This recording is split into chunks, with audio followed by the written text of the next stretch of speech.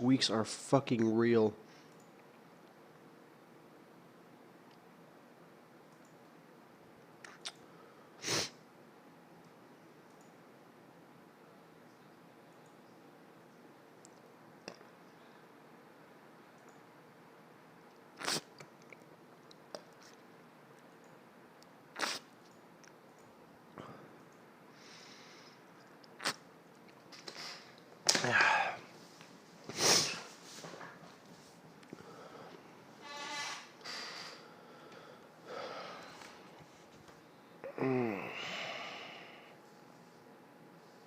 I hit 19,000. Oh my god. Sick, dude. I didn't even notice. But okay, so, guys, if you don't mind, I'm gonna be doing a quick, very, 10, 20 minutes probably. People were I mentioned it yesterday, and people have been asking me a lot about farming patterns, and I pretty much think this game is like the perfect game. Thanks for that. For it. So 10, 20 minutes, I'm going to do a quick showing you farming patterns on a pure like PL. I'm good, man. Yon John, thanks for the 5-month subscription, man. Really appreciate it. Yon Jin, I don't know how to pronounce it. But yeah, so I'm going to quickly just... People bothered me, so I'll put it as a YouTube VOD too. I will be stopping the stream after, just so I can cut it off and put it on YouTube. This is a very epic game of Phantom Lancer. And I figure, you know, only people here are my regulars at this time of my stream. So if you're here, usually my regulars are more interested in just watching me feed. So I'm going to do that real quick. What team do you think is the most promising by roster alone? I don't know, man. I really just don't feel like thinking about it right now. I'm just looking forward to seeing things. So, quick overview. This game was a very awesome game. One of the most fun games I've played in a long time. But oftentimes we find ourselves in a scenario as a hero like Phantom Lancer or Anti-Mage where you have good farm, but your team proceeds to die a lot in the mid-game. Or maybe even you die once or twice. And what you find yourself in a scenario where you simply cannot fight the enemy team. You're just too far behind. Your supports don't have levels. You don't have the team fight necessary. And you find yourself in this spot where you simply have to just fucking farm. And there's really nothing you can do about it other than farm. So I'm going to show you how to approach a game when this happens. So I'm going to show you from my perspective. Laning stage I'm not really too concerned about. Much like cordwood before axe's axe, Dyer's top tower is under attack. So we're just going to fast forward here. Kind of just wait until I get to a point of where I can show like the couple of deaths and then go from there. So as you can see, CS, net worth, like I'll just do net worth. I'm pretty much on par with their carries throughout most of the game. I was heavily contested in lane by a bounty hunter, so that was kind of frustrating. But it's a pretty even game. And that's like the thing I want to keep in mind is like if you're just direly behind and it's a horrible game, there's not much to really teach you about that. So currently I'm in the mindset where I am against a clockwork where I cannot shut him down. Like he's just, as you can see, he's actually ahead of me. He got like a couple kills. He like killed my lion. Like they got first blood. Like he's actually ahead of me in net worth. So that's something where I found myself, like I don't actually know this obviously while I'm in the game, but I know for a fact I can just tell as a player that the clockwork is pretty strong right now and that I can't do anything to shut him down. Like there's no way I alone can zone him out of lane. So my approach here is obviously my player perspective's up here. But is that I shove the lane out because I have a Ring of Aquila. I shove the lane out and then I go do a jungle camp and I rotate back and forth. So I know basically I can't shut him out. I can't shut him down. So instead I amping my farm as much as possible. I give him a little bit of harass to zone him away from the creep wave, as you saw there. It makes it so that like if I just sat there and hitting the creep wave, like I'm telling you I'm going to do, then he would come up and contest me. He'd fuck with me, and it would slow down my farm. So instead, I lance him, harass him a bit, force him back, farm the creep wave, like I said I was going to do. As fast as possible, like you sit here auto-attacking it, like I can't be more clear about that. I farm the creep wave that's here, push it into his tower, forced him to react, and I back up because everyone's missing. As you can see, everyone's missing right now. If like there were 3 showing here, or like 2 showing here, a support showing here, and a carry here, yeah, of course I would push the tower because I know Clockwork can't like solo kill me. But since everyone's missing, it's just not even worth risking myself dying here. So I shove out the lane like I said, and then I proceed to go back to the jungle because I have no idea where anybody is. Obviously now they show, so I immediately run back to lane. And I'd already farmed that one camp. I was going to go farm the big camp, but then they showed, so I went back to lane. Specifically this game, my one rule for PL, and I will probably do this in my guide, is that against a Bloodseeker, only a Bloodseeker, I buy a Morbid Mask. That's because if I'm farming a lot of the game, I have to prioritize being full health. If I am sitting at 2/3 health, which is oftentimes what I'll be doing on a hero like Phantom Lancer, that's simply just giving Bloodseeker damage, helping him kill my teammates, helping him farm faster. So I deem slowing my farm down slightly to buy a Morbid worth it against Bloodseeker. Just to maintain full health. So like I said, I have this Morbid now, so I'm going to cut down the creep wave, cut off the creep wave, keep rotating between the jungle and the lane. However, this time I saw them rotate out of top lane, and nobody on my team was defending the tower, so I took it upon myself to defend the tower. Like, it's all reactionary things. I would have otherwise farmed the jungle and stayed bottom. So instead, now I'm back in the top lane, farming was whatever's available to me, which is in this lane. I'm gay. Yeah, dude, right on. Thank you for that during my guide. Same thing with this Bloodseeker. Like my team joined me top, so looked up at a kill, but I didn't stray away from farming at any point. You know what I mean? Like I was in a position to farm, a kill opportunity arose, and I took it. I didn't go looking for kills, if that makes sense. I see 3 there, so I'm pressuring their tower as hard as possible. But I know Bloodseeker just revived, so I get out. He ruptures me, kind of inconvenient. But then I go back to farming his side of the map. I see their mid on the. I see Clockwork in the mid. I'm not really concerned about dying. We get another kill on this Bloodseeker. Keep forcing the tower. Generally, around the 10 to 15 minute mark, their side of the map is safer to farm than your own. That's not always the case, but it's a very common occurrence. So basically, there's some shit going on in this game. I get a good start. Like, I didn't have a good laning stage, but I get this good start here. And as you can see, all these kills have kind of just come to me. And that's something where a lot of people... I'm going to pause it for a second here. A lot of people ask me, how do you decide between farming and killing people? On a hero like PL, I think it's like really important in the early game when you're not that strong to farm and then take advantageous fights that come to you. As you can tell, I just TP top to farm. I was farming this creep camp. Puck came top, was like, hey, and I was like, hey, do you want to kill this guy? And he's like, yeah, let's kill him. And we killed Bloodseeker, and I continued pushing the wave. My team then left the lane and got killed over here, and that was like for me, that would be inconvenient to go over there. I don't even know what's going to happen. It's not like they walked over there with the intent to gank somebody, and I just didn't go. They walked over there just to walk over there and maybe check rune, whatever. And for me, I'm like, I don't know what's going to happen over there, so I'm not going to go. All the kills have come to me. All the kills were in this part of the map right here. And that's what I did. I just sat their top. If they, like, at this time when they got freaking killed here, I pushed the tower, forced reactions back to my lane. People from my team came back to my lane, so I'm willing to fight, and then I continued fighting. If, like, for instance, that Bloodseeker ruptured me, I had no teammates there, I would have TP'd bottom and then proceeded to farm there. Like, that's just, like, it's all a matter of what your team's doing and what the enemy team is reacting to the way you're farming.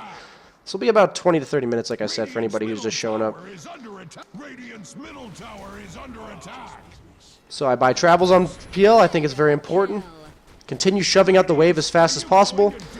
As a farming carry, it's important to push waves as fast as possible and apply pressure on the towers, force reactions. If you're not participating in fights nearly as much as you want to, if you have to force people to react to you, or take towers and give your team gold, either one you're contributing to the team. Bloodseeker came bottom. I sent my illusion onto the tower and killed it. TP top, because, okay, so here, right here, for instance, like, this is a very simple thing that apparently isn't obvious to everybody.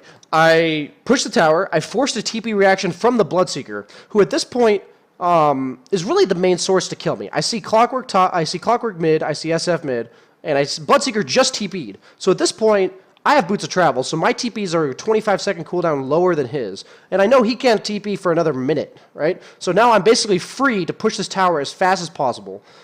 And he's not going to be able to get my bottom tower. Like, that's just not going to happen, right? I already pushed out that wave. You see bottom, it's the wave, his wave's already gone. He's not going to get anything from TPing there. I forced a reaction. I'm going to push tower, but at the same time, I have this convenient creep camp to farm right here. So I'm going to go do that. Like, the tower's going to get pushed. I have a whole minute before Bloodseeker can be there. If, like, Bloodseeker, for instance, I knew his TP was on, like, a 30-second cooldown, I would have immediately pushed the tower. But instead, I have a whole minute, so I take the extra bit of farm because of the Minimark. As you can tell here, I chose to do the farm camp because it was at the 13:45 mark, which means that I just farmed the camp. I'm going to go push the tower, and, you know, it's not always going to happen where I'm going to go farm that camp again, but now it's the 14-minute mark, so once I push this tower, I'll have another camp to farm.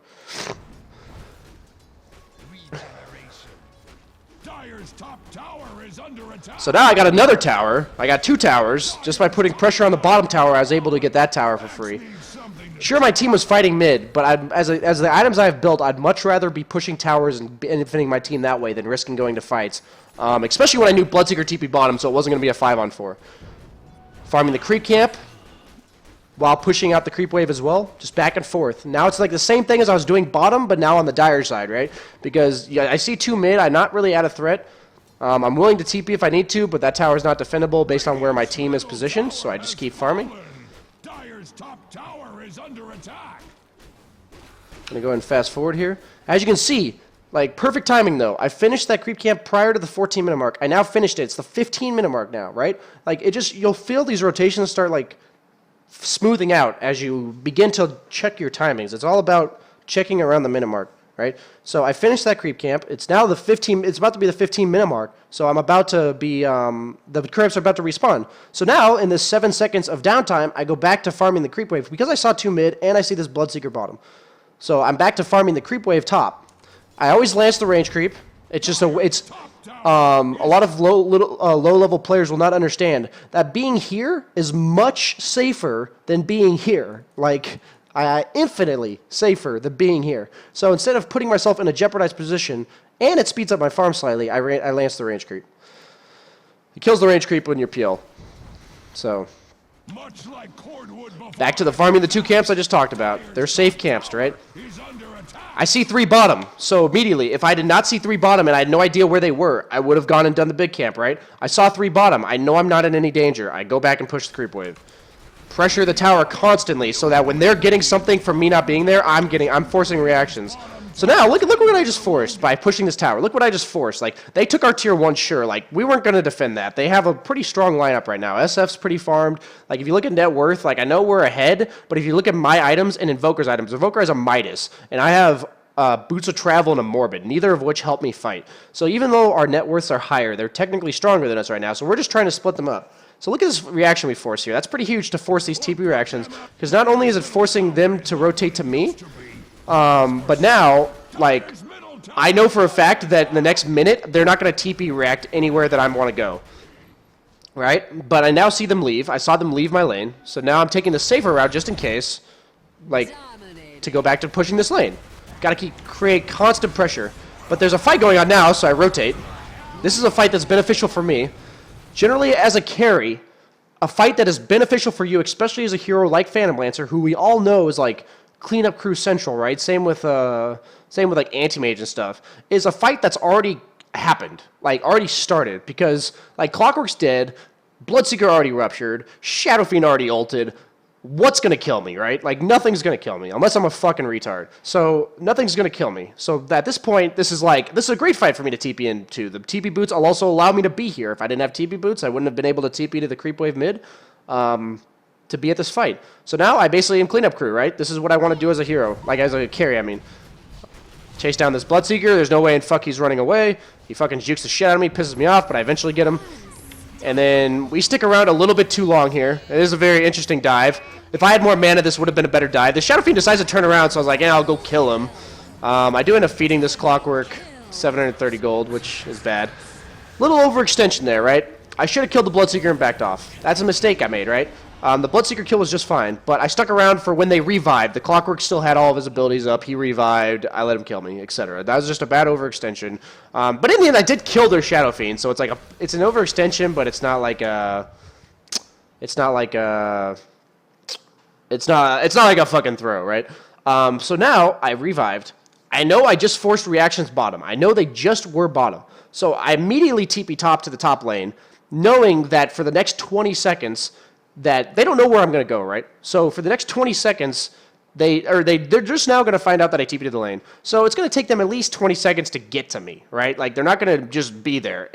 I'll acknowledge that if there's a pub player that coordinates a 3-man gank waiting for me to TP to lane after I revive at the 18-minute mark, hey, they're going to fucking kill me, all right? That's, like, well played. So at this point, I force out the lane. I have a ward in their jungle, which is very nice. But I force out the lane and go back to a place where I know they can't see me, right? Like, I don't want them to see me. Oh my god. Can you shut the fuck up and act like you know how to farm? Okay, I'll remove subs and donations. That's funny, that's going to be on the fucking video. Nice job, Chilanqua, or whoever fucking said that. But, yeah, so back to the fucking guide. Putting constant pressure on the wave. I see 4 at the bottom rune, I mean. So I continue pressuring the wave, forcing reactions. They roached. We knew they were roaching, but I couldn't do anything about it. So what I do, I force reactions top. It's the best thing I can do. If they have an Aegis, all you can do is make sure that, as you can see, like these, like their heroes are just more farmed than mine, right? I'm high in net. I'm the top net worth. Invoker's pretty high up, but like our 2 supports are much poorer than theirs, and they have a bounty hunter, so the even amount of kills is like favoring them. So the only thing we can do is really avoid fights and force reactions to split them up. This is like, okay, I'm just going to comment on this real quick just because it's fucking hilarious. We ended up, like, Spearbreaker wanted to go in the Clockwork. I didn't particularly think it was a great idea, but I was willing to go along with it because I didn't think it was horrible. So we get the kill here, or we don't even get the kill in the Clockwork. They react, and I doppelganger to the low ground, and my hero fucking stays up. I mean, honestly, I would have lived if that weren't the case. I would have lived. So, very unfortunate. Very unfortunate there. That was even one of those plays I was willing to make. But yeah, this is the kind of time where I said, like, either your team starts feeding or you have a couple deaths that put you behind. This is this kind of game where we can't really fight them right now. So my team's counter pushing mid. They are getting killed, but I can't, like, I'm not going to be able to contribute to that fight. They have Aegis and all their heroes up. So instead I pressure the top lane, force reactions. I know they know I'm there. I saw Shadow Fiend TP top, so I know he won't be bottom, so I TP bottom. The point is to always make it so they can't keep up with you. Bloodseeker's here, but I know Shadow Fiend's pushing top, so I'm going to shove this lane as fast as possible. I know we can't fight them. So Shadow Fiend took our tower, but my team's taking like a fight mid that I don't want to be a part of. So instead I choose to push bottom. Force reactions there, which they did. So notice that because we're behind, this is the point that I'm trying to make. Because we're behind and we can't fight them, I have chosen, or like that we can't take a very advantageous fight. And at this point, I have 1,200 health. I have a lot of net worth, but I have 1,200 health. I do not have a fighting build, right? So the point here is that they have an Aegis. They killed us 3 for 1. But what are they getting out of it? They got a tier 2 top, but I got a tier 2. So in terms of tower, actually no, sorry, we got a tier 2 mid and a tier 2 and a tier 2 bottom. So the point being here is that, like, sure, they killed us, but they're not accomplishing any objectives. The problem, the times that you lose games very snowbally, like this game, is if they killed like 4 of us mid and then like pushed our mid tier 3 and took it down while we were dead, or forced us to buy back to save our tier 3. But right now, they're not going to get any objectives from what they just did. So it's like, it's not a great exchange for us, but we're not like, we're basically keeping ourselves in a good position here by forcing them to not get anything from the pushes that they're doing. So back to farming my jungle. I now have a Manta. So in general, as PL, for optimal fucking... Stop messaging me. Oh, okay. As for optimal farm on PL, basically using your Manta off cooldown, 100%. Like every time it's off cooldown, you're using it. Generally, I will use my Manta to push lanes, but that's to be safer. Like, I don't want my hero in lanes. It's just like using Terrorblade illusions to push lanes. You don't want to like use your hero to push lanes to put yourself in danger. But I see them all bottom, so my hero pushes lanes faster. So I sit my Manta to farm the creep camp down here. I farmed it with I farmed this camp and this camp with my Manta while pushing the wave. And that's like really important for optimizing farm. So notice that they're pushing bottom, right? They're pushing bottom, but I made it my mission and my priority to shove mid lane, right? So they're pushing bottom, but me pushing mid, and like we just can't fight them right now. It's just period. Like look at the net worth. We just can't fight them. Like my team's fucking poor as shit. So this puts them on a clock. Like they want to push my bottom lane. I'm going to force them to come back, like force them to accomplish something or to come back, right? So like to defend their own tower. So like sure, we're losing a tier 3 or whatever. But now the fight breaks out, so I TP back to fight them, because that's just kind of what has to happen. I end up dying in my base, buy back, because racks are very important. End up taking a good fight. I know I had to buy back, which is not ideal. We end up cleaning up. They blew a lot of things to kill me the first time. And now, because I had shoved down mid lane, now, because this happened, right? Like, people don't understand this kind of shit. Because I had pushed out mid lane the way I did, and you may be like, oh man, they took your tier 3, they forced you to buy back. You didn't even like get anything out of it. Like, fuck, man, you didn't even take their tier 3. First off, their tier 3 is very low health. But now, because we have bots, Invoker smartly immediately bots. I immediately bot mid. We go mid. Force a buyback on Shadow Fiend. We're like, okay, Shadow Fiend can't kill us. Took their tier 3 because it was really low. We're like, yeah, Shadow Fiend can't kill us anyway, right? So let's just keep pushing. And immediately, Clockwork and Bloodseeker have to buy back to defend. So we bought back one person, and they bought back 3, and we traded a tier 3 for a tier 3. So forcing advantageous situations when you're behind is the best thing you can do. Best thing you can do.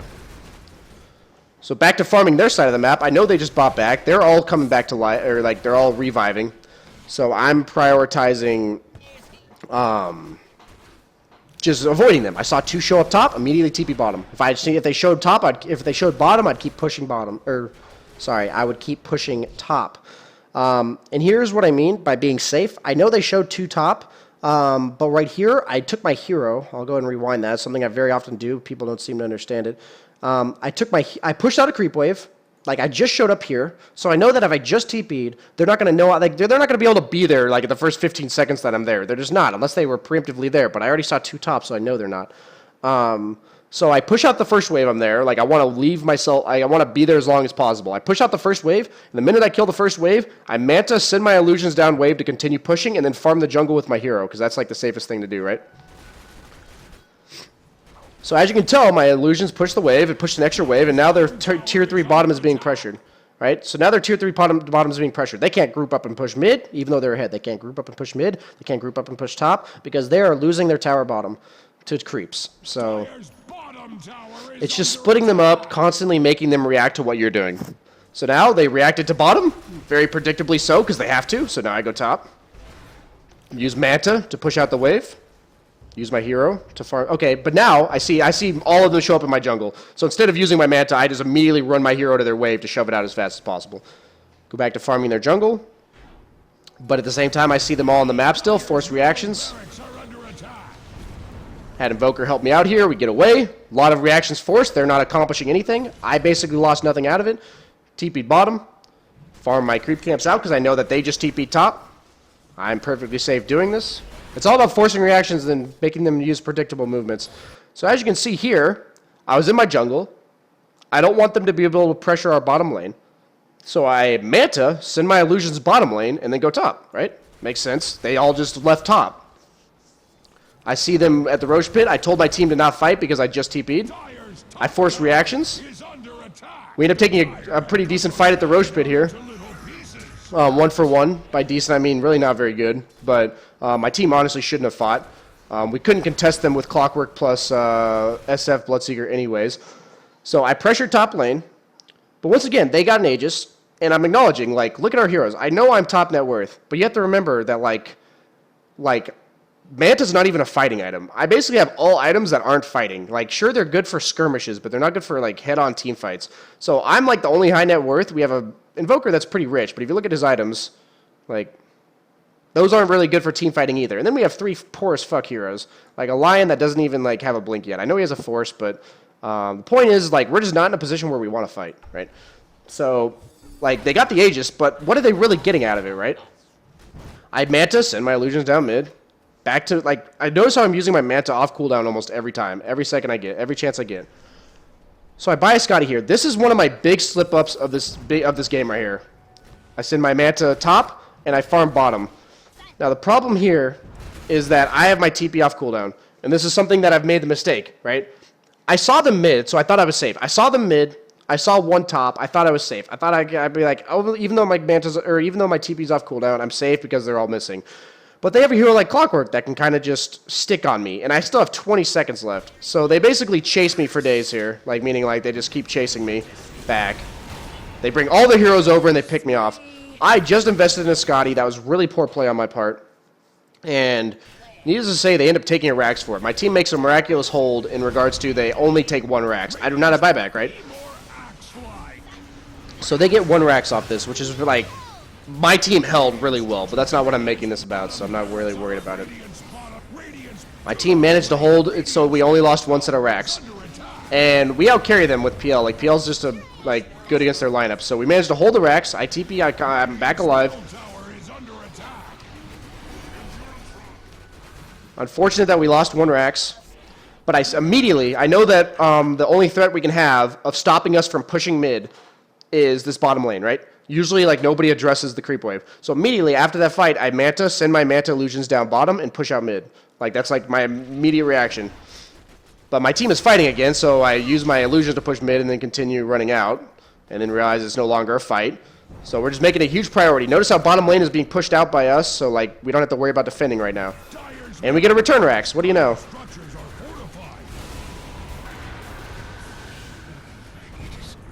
I end up buying back, actually. I remember this. So my reasoning for buying back there, oftentimes I think it's very bad if you are pushing their base to buy back as a carry. I strongly advise against it in terms of 99% of the time, right? So we're about to take the Rax, and if you notice here, SF blinks in BKBs, ultis, I get ruptured, I am ruptured, and they blow Wyvern ulti on me, right? Like, they blow everything. So at this point, my mindset is, like, they just blew everything, right? So they're not going to be able to kill me a second time. So I buy back, immediately TP in. It's not like ideal that I have to buy back, but they blew everything, right? So, like, well, they have nothing to kill me with now. So now we get the counter Rax. They force 2 buybacks in return. Like, they just can't do anything right now. So it forces 2 buybacks in return.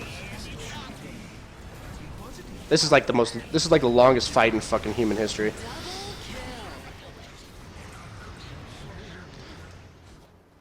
I take that back. I thought we got a counter X, but we did not get a counter X, but we did force buybacks out of 2 of their cores. Bloodseeker and SF both bought back. So it's not ideal for me that this is what happened, but fact of the matter is it is. So I immediately address the bottom lane pressure, so I know that we don't have to worry about that while we defend mid. I know they still don't have any of their major abilities, but now they are up.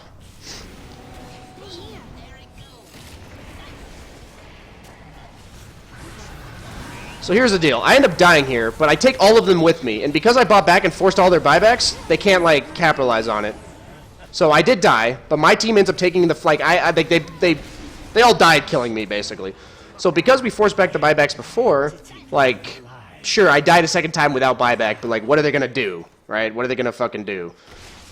Like, our team's actually stronger at this point because we have 4 alive and their 2 cores are dead. And we have a fucking farmed as fucking Invoker. So now we end up counteraxing them, finally.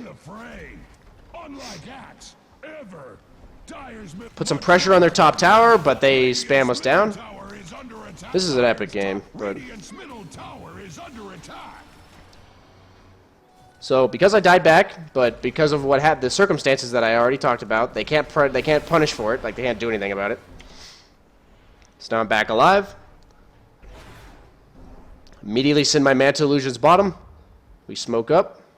If you don't do the Manta Illusions bottom, if, say, the puck didn't go to bottom, then it would be really obvious that we were doing something, right? Because nobody's defending bottom lane.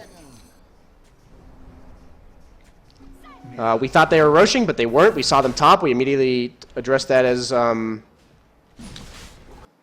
we immediately address that as a chance for us to rosh. So while we're roshing, the important thing is to make sure that they aren't able to shove all of our lanes in while we are roshing, so that when we rosh, we can actually accomplish something from it, right? So I immediately send a Manta Illusion to both waves. May not be a huge deal, and it may not clear the entire wave, but it puts the lane equilibrium in our favor. So even though now I don't have buyback, we have an Aegis. Push out bottom lane first for my team, but they're all there, so I know they're going to push it out. So I immediately address top lane, get all the lanes in our favor so that we can push.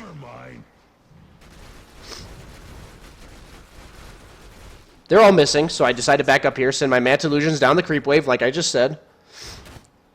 I TP top, so I immediately have to run to help my team. Like, I mean, I do have TP now, but I am just running because I want to save my TP.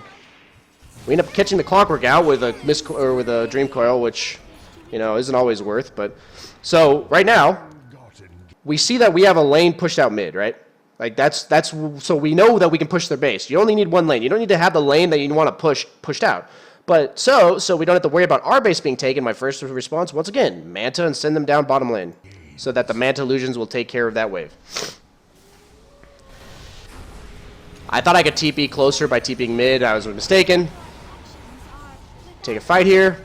I'm playing like a pussy, and I realized I should have played more manly because I had an Aegis. Take a good fight here. All set up by the fact that we have an Aegis. I'm willing to go ham. Mid lane was pushed in because of my Manta Illusions. Our bottom lane is not being pushed in, so we can choose to dive him forever here and get all the kills. I'm a PL with an Aegis. I don't give a fuck. Proceed to dive them. And GG. So the main thing I want to focus on from this is the fact that the use of Manta, the avoiding of them in the early game, forcing reactions out such that their movements are predictable so that you can safely farm. And knowing that if you can't fight, forcing it so that they can't take good fights. And even if they kill some of your team, taking advantageous spots. And that's the biggest thing you do. Obviously, my major mistake of the game was getting caught out bottom lane. These couple of deaths up here were unfortunate. That one was very RNG based and unlucky. But the other two were, you know, unfortunate and misplays. But I wanted to focus on that because people have asked me a lot about farming patterns. So actually, I'll just remember how long it's been in the stream.